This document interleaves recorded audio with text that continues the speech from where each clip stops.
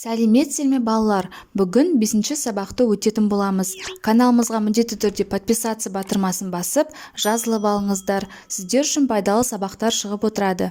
Ана тілім ардағым, сөйлеу мәдениеті.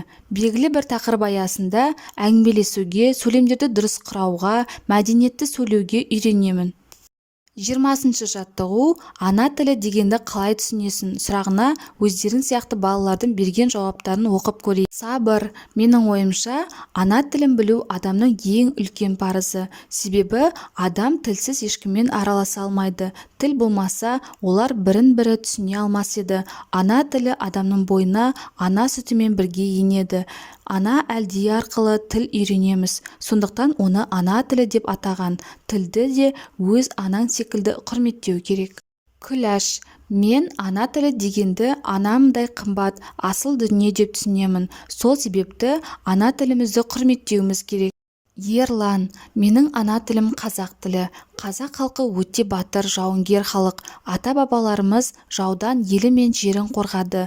Қазақ елі өз тілінің жойылмауы үшін де күресті. Сондықтан тілді дұрыс түсініп, әр адам өз тілінде жақсы сөйлеуі үшін кітапты көп оқуы керек. Сымбат. Біз дүниеге келгеннен бастап анамыздың балапаным, ботақаным, айналайын деген сөздерін естіп келеміз. Сол себепті бұл қасиетті тілді ана тілі деп атап, оны бәрінен бұрын үйреніп, бәрінен бұрын білетін боламыз. Қай жауап саған көбірек ұнады? Себебін дәлелде. Маған Ерланның жауабы қатты ұнады. Себебі қазақ тілінің пайда болып қалыптасуына, бүгінгі күнге дейін сақталып жетуіне ата-бабаларымыз себепкер болғаны айтылған. Сен де өз жауабыңды жазбаша білдір. Қазақ халқында тіл өнері өте жақсы дамыған. Суырып салма ақындар, сөзге шешен қариялар, ән айтса ел жұрт таңқаларлық әншілер, айтыс өнерінің майталмандары барлық қазақ даласын жайлаған. Атадан балаға мұра болып қалған ана тіліміз қазақ тілі, қасиетті тілімізді құрметтеу енді біздің міндетіміз. 21-ші жаттығу оқы, ана тілінді құрметте.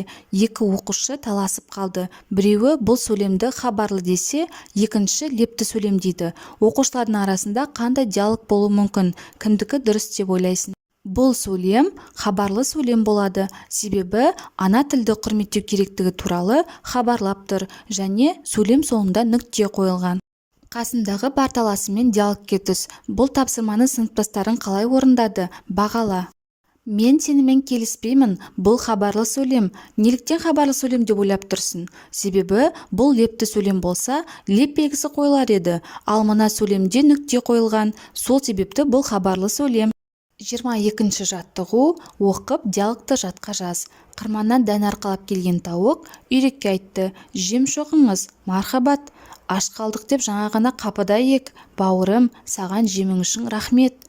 Өлең түріндегі диалогты парталасымен рөлге бөліп оқы. Басқа оқушылармен жарысқа түсіңдер.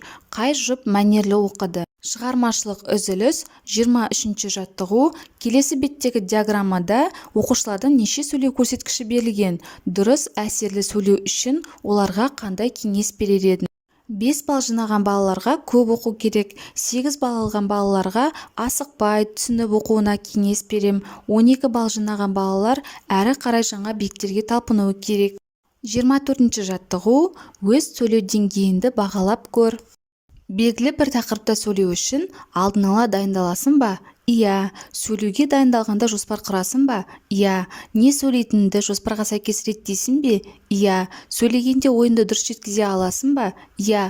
Ойынды нақтылай түсетін қыстырма сөздер мен мақал-мәтелдерді қолданасың ба? Кейде қолданамын. Сөйлегенде дыбыс үндестігін сақтайсың ба?